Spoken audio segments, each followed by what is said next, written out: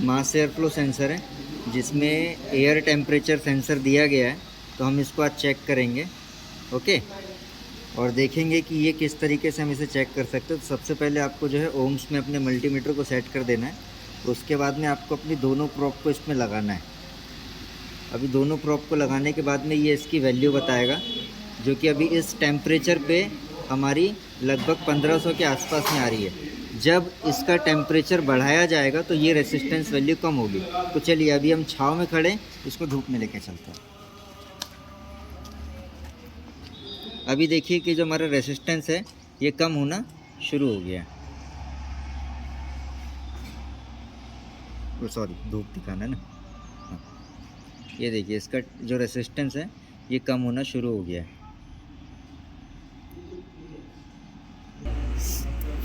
ये देखिए, आप सबसे पहले यहाँ OBD में देखेंगे, इधर दिखाओ। तो OBD कपलर में जो हमारी 6 और 14 नंबर की पिन है वो रेड और वाइट कलर की है। आप चाहो तो मोबाइल स्क्रीन में भी देख सकते हो। इधर ऐसे लाइए मोबाइल को। हाँ, ये देखिए, ये वाइट और रेड कलर की जो पिन है ये 6 और 14 नंबर की पिन है, जो कि हमारी कैन लाइन कम्युनिकेशन की वायर है। और ये वायर कहाँ पे आ रही है? हमारे मीटर में। देखिए मीटर में आपको कितनी वायर दिख रही है? ऐसी वाली 4 वायर, 4 वाइट है और 4 रेड है। 4 वाइट और 4 रेड। हाँ। दिखा रही हो कौन सी? ग्रीन तो खैर सर वो बाकी सिस्टम्स की है। ओके। मैं कैन हाई और कैन लो की बात कर रहा हूँ। तो ये वाइट और जो ये रेड है ये हमारा मान के चलो OBD पोर्ट से आ रहा है। उसके बाद इसने अदर मॉड्यूल्स को 3-3 की सीरीज में डिस्ट्रीब्यूट कर दिया, क्योंकि कपलर निकालने पर अगर यही सबको डिस्ट्रीब्यूट करता तो हमारी गाड़ी की नो स्टार्ट कंडीशन हो जाती, राइट। मगर जैसे ही हम गाड़ी स्टार्ट करना चाहेंगे, हाथ निकालो भैया।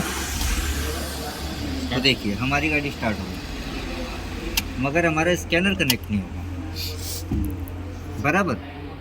तो इसने क्या किया कि स्टार्टिंग कंडीशन के लिए जिन मॉड्यूल्स की ज़रूरत है उनको एक सीरीज़ में अलग से जोड़ दिया।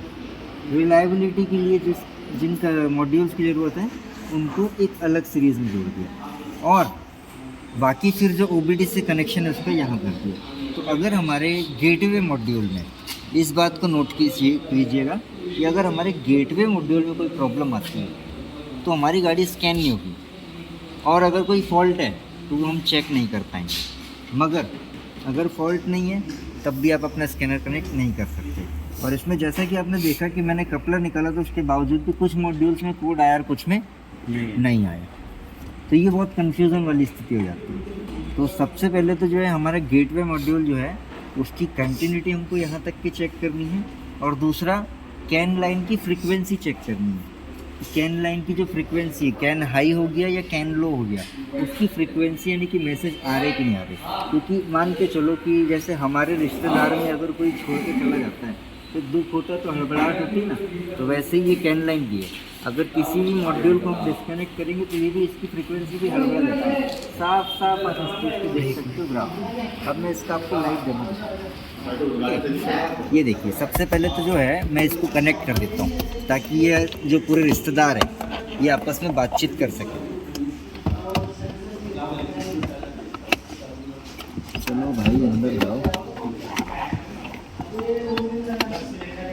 ये जो डिस्ट्रीब्यूशन है तो इससे PCB से होगा ना मीटर की से? हाँ, इसलिए तो एक जगह पे कोड आता है resistance control module. Instrument cluster का कपलर निकालने के बाद तो खाली इंस्ट्रूमेंट क्लस्टर के कोड आने चाहिए थे। वो रेसिस्टेंस कंट्रोल मॉड्यूल क्या था? वही तो था, PCB से डिस्ट्रीब्यूट किया। अब देखिए मेरा जेडा है कहाँ पर? सर इसको आप पकड़िए, ये रहा मेरा जेडा है। मैंने इसकी फ्रीक्वेंसी देखनी है ऑस्किलोस्कोप में। ऑस्किलोस्कोप में मैंने सेट किया। उसके बाद इसको आप यहाँ पे पकड़िए सर, ऐसे स्क्रीन मत ये ढाकिएगा। अब देखिए ये मेरा वाइट और रेड कलर की वायर है। इसकी फ्रीक्वेंसी मैं देखूंगा तो क्या दिखाएगा? वाइट रेड कौन सी? जो OBD कपलर में सर 6 और 14 नंबर की पिन हमारी जो है कैन हाई और कैन लो की। ये देखिए ये हमारा क्या दिखा रहा है? लोअर फ्रीक्वेंसी दिखा रहा है। इसका मतलब कि ये क्या हो गया हमारा? Negative can low. ओके, और उसके बाद में ये हमारे दूसरे वाली वायर में लगाया तो ये हमारी अपर फ्रीक्वेंसी आने लगी। इसका मतलब कि ये क्या हो गया, हमारा कैन हाई हो गया। तो ये नॉर्मल मैसेज है, जितने साइज़ में आपको ऊपर के दिखा रहे हैं उतने ही साइज़ में वहीं पे रखिए, वहीं पे रखिए। उतने ही साइज़ में आपको नीचे के दिखाएंगे, जितने ऊपर के हैं उतने ही हमको नीचे के भी दिखाएंगे। हाँ, इग्निशन ऑन है सर। मीटर निकालना सर, क्लस्टर मीटर निकालने पर ये फ्रीक्वेंसी गायब हो जाएगी। हाँ, ये मैंने किया अलग। अभी इधर दिखाइए, ये मैंने जेड को हटा दिया है एंड नाउ अब मैं इसका कपलर निकाल देता हूँ। ये मल्टीमीटर में चेक कर सकते हैं फ्रीक्वेंसी? नहीं, मल्टीमीटर में खाली वोल्टेज चेक कर सकते हैं। कितना वोल्टेज आता है can high can low? 2.5 volt का आपके सर दोनों में। अभी देखिए, ये देखिए सर, क्यों आ रहा है? कोई फ़र्क नहीं अब नहीं पड़ेगा। आ रही। आपके कैन के मैसेजेस आना बंद हो गए। कैन इग्निशन ऑन है इसका। हाँ, इग्निशन जब भी ऑन था, अभी भी ऑन है। देखिए ना, वहाँ पे म्यूज़िक प्लेयर आपका चालू है। आ रहा है आपका? नहीं आ रहा। नहीं आ रहा है। तो इसका मतलब क्या हुआ कि हमारी गाड़ी जो है वो स्टार्ट तो होगी, बस हमारा स्कैनर कनेक्ट नहीं होगा। और अगर मान के चलो कि रेल प्रेशर सेंसर, इंजेक्टर, किसी चीज़ का फॉल्ट है और हमारी कैन लाइन डिस्टर्ब है, तो हम उस गाड़ी को स्कैन नहीं कर सकते। और जो गेटवे मॉड्यूल होता है, ज़रूरी नहीं है कि वो हमारा मीटर में ही होगा। अभी मेरी गाड़ी में मीटर में, किसी में अलग से दे सकता है, किसी में मीटर में दे। हाँ, इसका गेटवे मीटर में दे दिया, इसका मीटर में दिया, किसी का हो सकता है अलग से मॉड्यूल दे दे, किसी का BCM में दे दे, किसी का कहीं और दे दे। कंपनी वाले हैं अलग अलग अपने अपने तरीके से डिज़ाइन करते रहते हैं। मगर हम इसका पता कैसे लगा सकते हैं?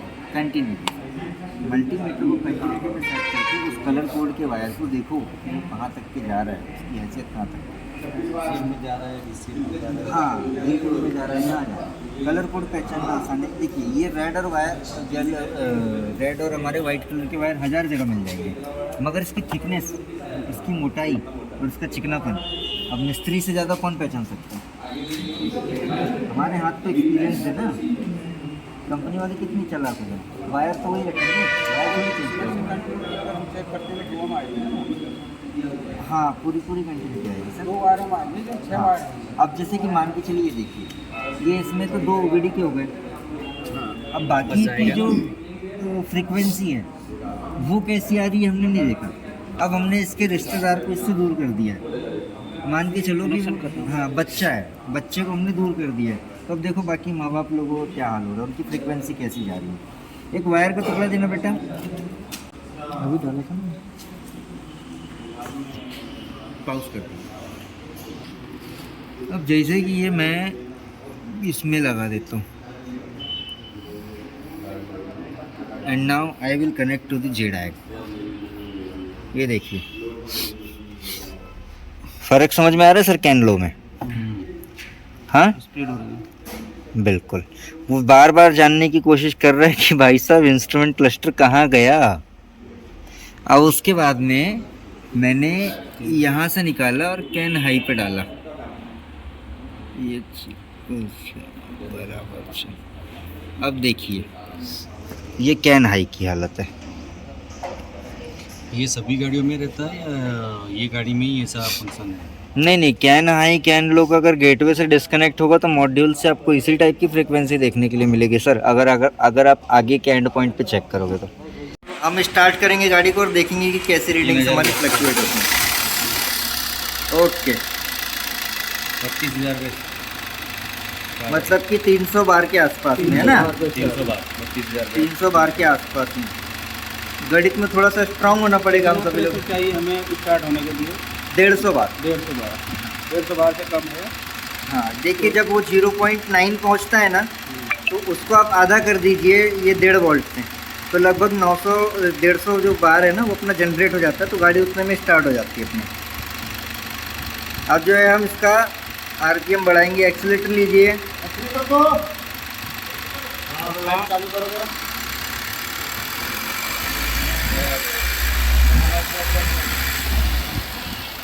अब एकदम से रेस देना है, देखना 3 वोल्ट के आसपास में जाएगा।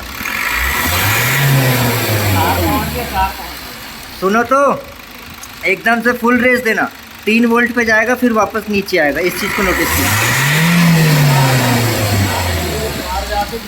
चार्ज आगे अरे एक्सीलेटर आधा दबा दो और वहीं पे रहने देना।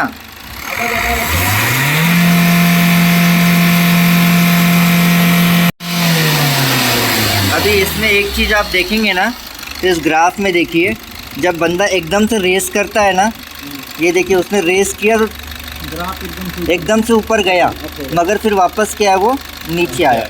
ये देखिए ये इतने में आ जाता है वो। तो क्या है, मैकेनिकल प्रेशर जो है उसको डीआरवी ने क्या कर दिया, कटअप कर दिया। इसको क्या है, डीआरवी ने कटअप किया है, क्योंकि इतना ज़्यादा प्रेशर इंजेक्टर को नहीं चाहिए होता है। हाँ, तो ये हमारे हाँ प्रेशर को रिलीज़ कर दिया, इस वजह से ये हमारी कंडीशन जनरेट हुई है। तो इससे हम ये पता लगाते हैं कि हमारी डीआरवी कटअप कर रही है कि नहीं कर रही है। बराबर।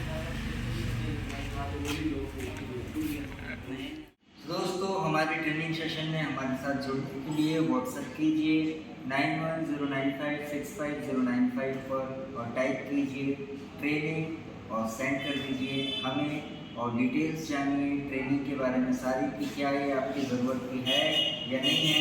क्योंकि ये मैंने आउटडोर फैसिलिटी में आप लोगों को दिखाया कि हम लोग डायग्नोसिस में 100% प्रैक्टिकल में ही सारा काम सिखाते हैं, और साथ ही साथ में की प्रोग्रामिंग, मीटर बैग एंड हमारा ECU का read write and adjustment, diagnosis and CRDI, ये सारे चैप्टर भी कम्प्लीटली प्रैक्टिकल में ही कंप्लीट करवाए जाते हैं, जिससे आपकी ये जो 10 दिन की ट्रेनिंग और 11 दिन का टेस्ट जो है, इसमें आप एक परफेक्ट डायग्नोस्टिशियन बन जाएंगे, ये हमारी गारंटी है। और अगर आप हमारे ट्रेनिंग सेशन में और हमारे टेस्ट में हमें ऐसा लगता है कि आपने इसे कंप्लीट नहीं कर पाया है, तो हम जो है अगली बैचेस खुद आपसे ज्वाइन करवाएंगे और उसमें आपसे ट्रेनिंग फीस नहीं लेंगे। ये हमारा प्रॉमिस है। सिर्फ आपके जो लिविंग एक्सपेंसेस है वो आपको मैनेज करने, बाकी ट्रेनिंग फीस आपसे एक्स्ट्रा चार्ज नहीं की जाएगी। और ट्रेनिंग के बारे में अधिक जानकारी के लिए www.carclinic.tech पे जाइए, वहाँ पे आपको सारी जानकारी मिलेगी। और बुकिंग के लिए 9109565095 पर व्हाट्सएप कीजिए। तो फ्रेंड्स, मिलते हैं नेक्स्ट वीडियो में। उम्मीद करता हूँ कि आपको ये टेक्निकल जानकारी पसंद आई होगी। इसे अपने दोस्तों के साथ भी शेयर कीजिए, और जिन भाइयों को ज़रूरत है ट्रेनिंग की तो उन्हें बताइए कि कार क्लिनिक ने अपनी ऑफलाइन ट्रेनिंग स्टार्ट कर दी है, और बहुत जल्दी हम आने वाले टाइम में इसी रिपेयरिंग के ऊपर में भी अपने कोर्स लेकर के आएंगे। फिलहाल मैं अपने डायग्नोसिस के ऊपर में लेकर के आया ट्रबल शूटिंग। डायग्नोसिस से चाहे आपकी की प्रोग्रामिंग के टाइम में लग रही हो, चाहे आपकी रिपेयरिंग के टाइम में लग रही हो, चाहे ECU की डायग्नोसिस के टाइम पे लग रही हो, हर टाइप की डायग्नोसिस हमारे द्वारा सिखाई जाती है। दोस्तों, मिलते हैं नेक्स्ट वीडियो में। Have a nice day, bye.